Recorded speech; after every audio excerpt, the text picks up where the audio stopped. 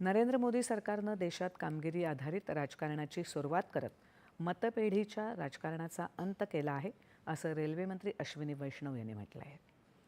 लोकसभेत आज वैष्णव यांनी रेल्वेशी संबंधित अनुदानाच्या मागण्यांवरील चर्चेला उत्तर दिलं.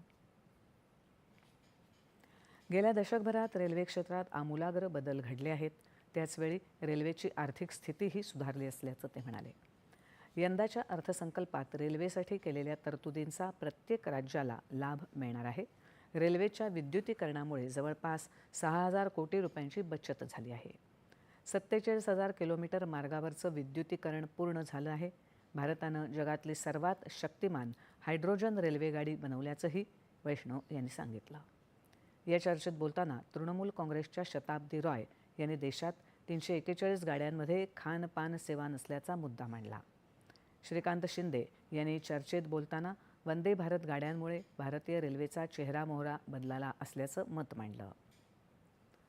210 सदस्यांनी या चर्चेत भाग घेतला. त्याआधी काँग्रेसच्या 8 खासदारांचं निलंबन मागे घेण्याचा प्रस्ताव आज लोकसभेत मंजूर झाला.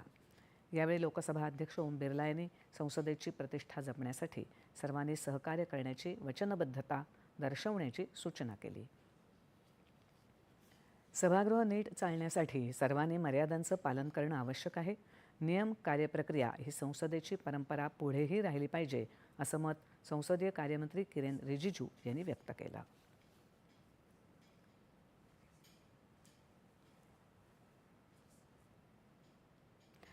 पोषण आहार योजना केवळ मुलांना निःशुल्क भोजन देणारी